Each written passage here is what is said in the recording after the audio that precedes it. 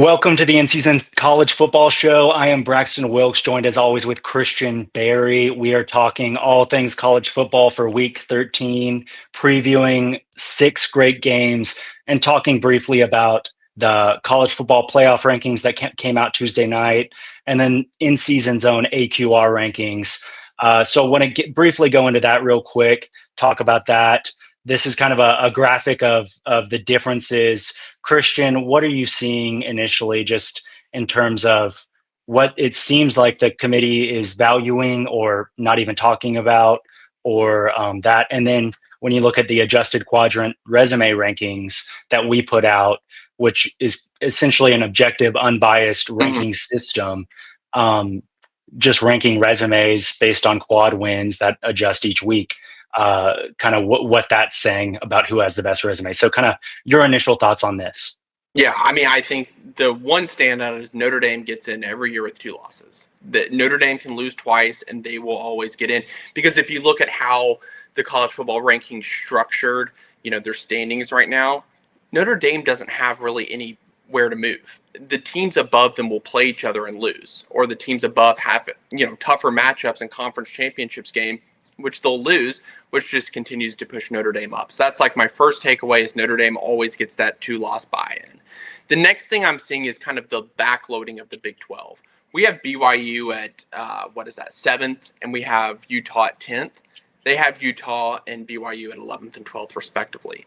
You kind of get back to this point where you're saying, hey, one of those teams is going to lose because of the conference championship game, most likely.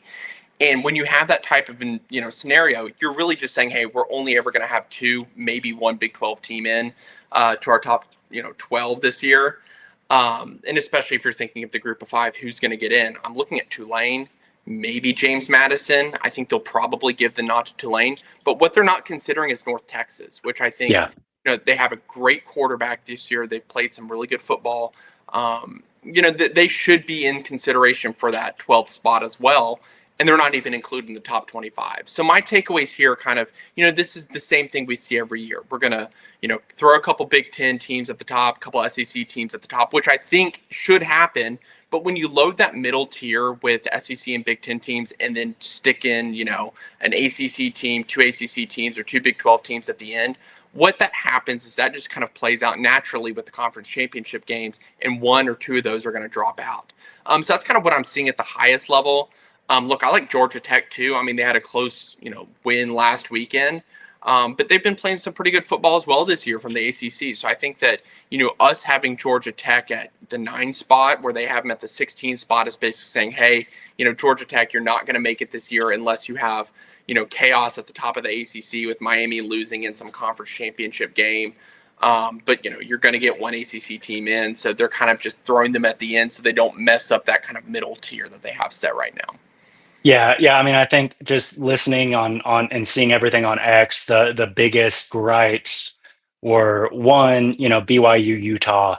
And kind of in the AQR rankings, I wanted to point out BYU is I mean, the difference between Oregon at 6 and BYU at 7 of the AQR is minuscule. Like it moves each week, and it really comes down to just the margin of victory. Average margin of victory adjustment at the very end. And BYU is kind of creeping up to that as well. And if you blind resume look at BYU versus Notre Dame, I mean, have you seen that? I've seen that. And you add in Oregon as well. Exactly. Notre Dame above BYU. I'm sorry. I mean, BYU's loss is to Texas Tech. Yeah.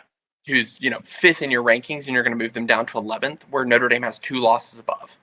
So, I mean, I think there's a lot. I mean, there's obviously every year there's a lot of frustration, but blind resume rankings, there's no reason that BYU's 11th.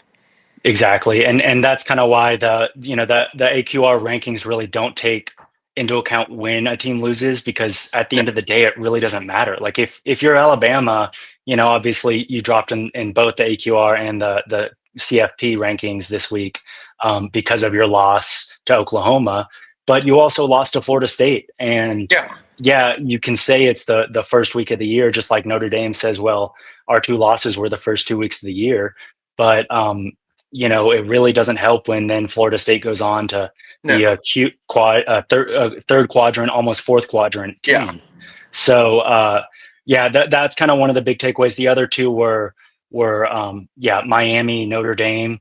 Miami really has put together a quality resume despite the two losses. Mhm. And the committee, it sounds like, at least the CFP chair, basically saying they're not considering head to head at all No. when looking at Notre Dame because they're not close enough or something, which is crazy. And then the other was the I think that it seemed like the committee prefers the American Conference to all the other Sun Yeah. Belt, Mountain West, everything else. So North Texas at 19 in the AQR rankings, JMU at 21. There's not much difference between those two teams, Mm-mm. and they have Tulane kind of as their sole group of five, Yeah. group of six team in the rankings. Yeah. So It was going to be those, Memphis or Tulane. I mean, that's kind of what they're telling us here. By throwing yeah. Tulane in there, it's either going to be Memphis or Tulane the whole time.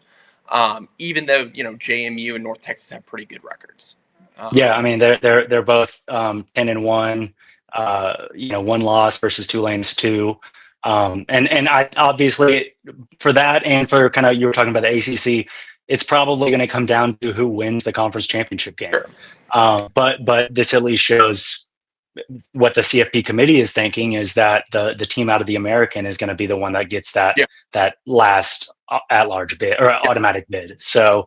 The last thing I wanted to say, just to briefly explain the AQR rankings for any new viewers, anyone that hasn't been following along. Basically, we take an objective ranking, kind of an amalgamation of a lot of different objective rankings to set quadrants each week, kind of 1 through 136 of all FBS teams.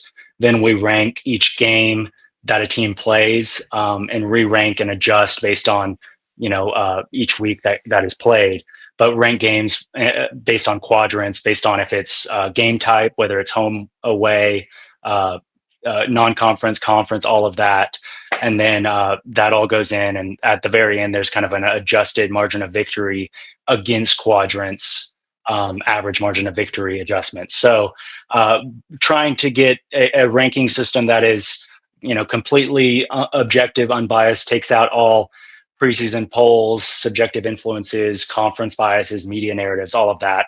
And that's what the AQR is. So if you want to learn anything else about the AQR rankings, if you want to learn about the AI-derived insights from INSZN AI, or even the advanced college football analytics that INSZN provides, please go to inseasoncfb.com, inseason.co. Follow, comment, like, subscribe, follow us on X, Instagram, TikTok, and we put this football show out each week. So please keep going, keep following along.